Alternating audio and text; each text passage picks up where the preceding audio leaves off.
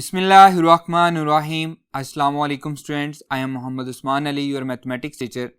Student, जैसा कि previous lecture से हम लोग इंटीग्रेशन को पढ़ते हुए आ रहे हैं। इंटीग्रेशन में हमने सबसे पहले इनडेफिनेट इंटीग्रल्स को डिस्कस किया और उसके बाद हमने डेफिनेट इंटीग्रल को डिस्कस किया।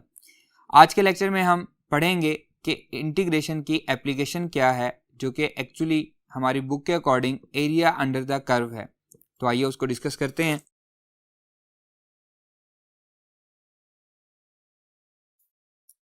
स्टूडेंट, सेकेंड ईयर के चैप्टर नंबर 1 के वेरी फर्स्ट लेक्चर में आपको बता के आया था कि हम रेगुलर पॉलीगॉन्स का, रेगुलर शेप्स अगर हमें दी गई हों तो उनका एरिया हम फाइंड कर सकते हैं। इन ज्योमेट्री हम पढ़ चुके हैं कि जो हमारे पास रेगुलर शेप्स हैं उनका एरिया हम कैसे फाइंड करते हैं। With the help of specific formulas हम उसको फाइंड कर सकते हैं। लेकिन मैंने वहाँ पे एक क्वेश्चन छोड़ा था, what about the area of irregular shape. तो देखें, ये मेरे पास एक इर्रेगुलर शेप है, इसका मैं एरिया अगर फाइंड करना चाहता हूं तो मैं किसकी हेल्प से फाइंड करूंगा? इंटीग्रेशन की हेल्प से इसको फाइंड करूंगा। आज हम यही टॉपिक पढ़ने जा रहे हैं, एरिया अंडर द कर्व। लेकिन अगर मेरे पास इंटीग्रेशन ना हो तो मैं इसको कैसे फाइंड करूंगा? तो देखें, हम इसमें डिफरेंट रेक्टेंगल्स को हम इन्वॉल्व करेंगे। इन रेक्टेंगल्स की मदद से हम इसका एरिया फाइंड करेंगे, क्योंकि रेक्टेंगल का एरिया हमारे लिए फाइंड करना बहुत ही इजी है। Just base multiply by height, या हम कह सकते हैं लेंथ मल्टीप्लाई बाय विड्थ, तो हम इसका एरिया फाइंड कर लेते हैं। तो ये जो रेक्टेंगल्स मैंने इसमें ऐड की हैं, इन रेक्टेंगल्स का एरिया फाइंड करना मेरे लिए इजी है। अगर मुझे बेस और हाइट पता हो तो मैं इन सब का एरिया फाइंड करके इसे ऐड कर दूंगा। लेकिन यहाँ पे एक प्रॉब्लम आ रही है। देखें, रेक्टेंगल्स जो हैं ये कर्व से बाहर भी जा रही हैं। अब जो बाहर वाला एरिया है वो तो हमें नहीं रिक्वायर्ड, तो इसमें थोड़ा सा एरर आ रहा है। मैं अपनी रेक्टेंगल्स को बढ़ा देता हूँ। रेक्टेंगल्स को बढ़ाने से भी मेरा प्रॉब्लम तो हल नहीं हुआ। अभी भी रेक्टेंगल्स जो हैं ये कर्व से बाहर हैं, तो अभी भी थोड़ा बहुत एरर है। हमें एग्जैक्ट एरिया तो फाइंड नहीं कर सकते हम इसकी मदद से। तो यहाँ पे हम कह सकते हैं कि अगर हमारे पास अप्रोचिंग जीरो विड्थ की रेक्टेंगल्स हों और उन रेक्टेंगल्स को हम इनफाइनाइट रेक्टेंगल्स को अगर हम ऐड कर दें तो हम एरिया फाइंड कर सकते हैं। ऐसा ही है। अब यहाँ पे ये बात बहुत इंपॉर्टेंट है, मैंने जो बात कही है, अगर हमारे पास अप्रोचिंग जीरो विड्थ की इनफाइनाइट नंबर ऑफ रेक्टेंगल्स हों तो उन रेक्टेंगल्स को ऐड करने से हमारा जो रिक्वायर्ड एरिया है वो आ जाएगा और उसमें एरर भी नहीं आएगा।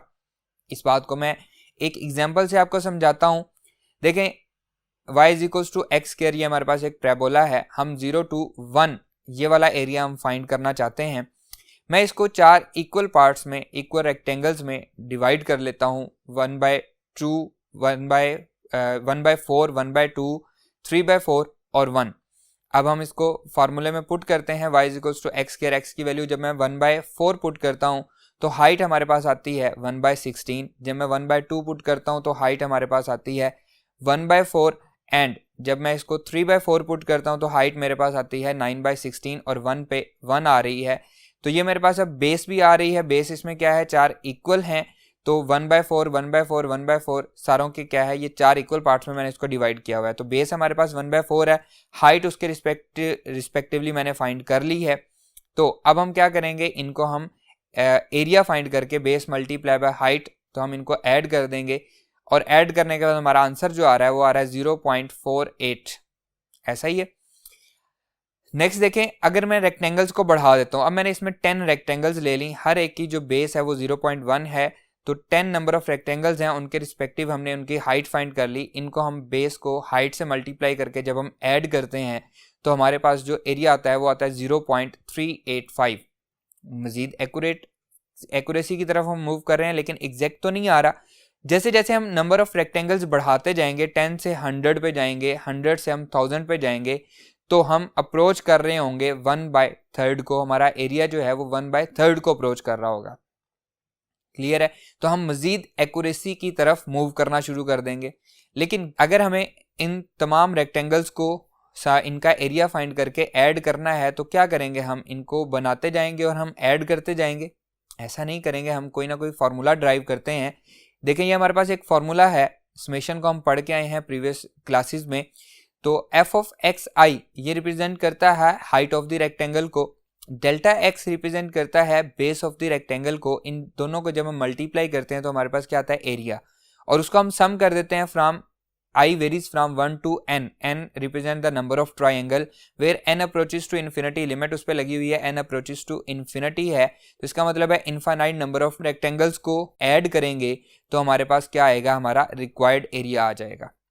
क्लियर है? थोड़ा सा मुश्किल लग रहा है तो इससे भी ज़्यादा आसान हम क्या करते हैं, हम उसको इंटीग्रेशन में कन्वर्ट कर लेते हैं।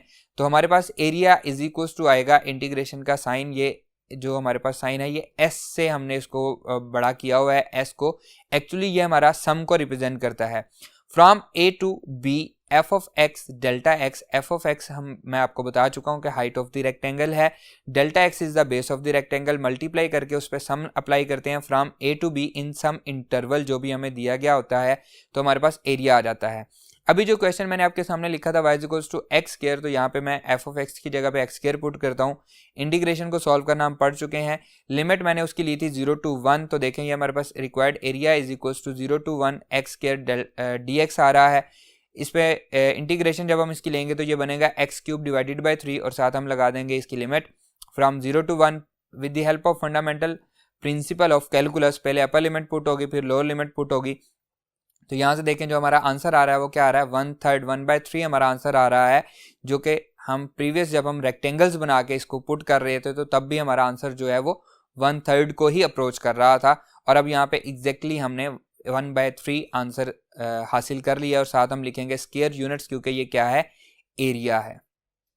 क्लियर है?